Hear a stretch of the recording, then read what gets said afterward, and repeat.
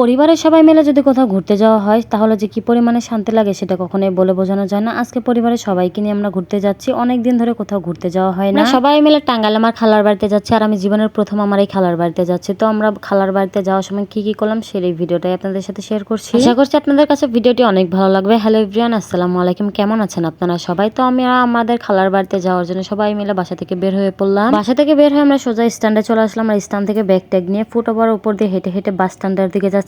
যেহেতু আমি এই জীবনের প্রথম আমার এই খালার বাড়িতে যাচ্ছি, সেই জন্য তো একটু ফল মিষ্টি না নিলে হবেই না। সেই জন্য আমি আর আমার মা মিলে চলে আসলাম একটা ফলের দোকানে। এখান থেকে ফল মূল মিষ্টি যা যা লাগবে সবকিছুই নিয়ে নিচ্ছি। ফলের দোকানের পাশেই কিন্তু মিষ্টির দোকানও ছিল, সেখান থেকে কিন্তু আমরা মিষ্টিও নিয়ে নিলাম। সবকিছুর টাকা পয়সা আমার মা দিয়ে দিচ্ছিল, আর আমি কিন্তু শুধু একটু ভিডিও করে তারপরে চলে আসলাম আমার খালাদের কাছে আবার ঘুরে। যে কি পরিমাণে শান্তির জায়গার আমরা গ্রামে গিয়ে কেমন মজা করলাম সেই সমস্ত সবকিছুই ভিডিও কিন্তু আমার ইউটিউব চ্যানেল আর ফেসবুক পেজে পেয়ে যাবেন। আশা করছি ভিডিওগুলো আপনাদের কাছে অনেক ভালো লাগবে। আমরা সবাই বলতে আমার খালা, খালাতো বোন, আমি, ফারহান, ফারহানের বাবা আর আমার মা সবাই মিলে কিন্তু যাচ্ছি। আর আমার ছোট বোন কিন্তু একদিন আগে আমার ভাবির সাথে চলে গেছিল। আমরা বাসে উঠে বাইরে সুন্দর সিনারি দেখতে দেখতে কিন্তু কিছুক্ষণের মধ্যেই টাঙ্গাইল বাস স্ট্যান্ডে এসে পৌঁছালাম। মানে আমাদের পুরান বাস স্ট্যান্ডে নামিয়ে দিয়েছিল, আর আমরা সেখান থেকে একটা অটো নিয়ে নিলাম। আর অটোতে করে এখন আমরা চলে যাবো বেবি স্ট্যান্ডের দিকে। মানে ছোটবেলায় আমি যখন আসতাম তখন এই জায়গার নাম কিন্তু বেবি স্ট্যান্ডে ছিল, এখন হচ্ছে সেনজি স্ট্যান্ড। তো এই রাস্তার দিকে অনেক পরিমাণে জ্যাম ছিল, আর এখানে দেখেন একটা গাড়িওয়ালার সাথে ট্রাফিক পুলিশের কিন্তু ঝগড়া লেগে গেছিল। দেখতে আমরা সবাই কিন্তু সেনজি স্ট্যান্ডে চলে এসেছি, আর এখান থেকে হাফসা চলে গিয়েছিল চিপস কেনার জন্য। মানে ফারহান আর হাফসার জন্য চিপস কিনে তারপর আমরা আবার সেনজির দিকে চলে যাচ্ছিলাম। সবাই আমরা কথাবার্তা বলে একটা সেনজি নিয়ে নিলাম, আর ব্যাগ ট্যাগ সবকিছুই সেনজিতে উঠানো হচ্ছিল। সবাই মিলে এখন আমরা এই সেনজিতে করেই কিন্তু আমার খালার বাড়ির দিকে রওনা দেবো।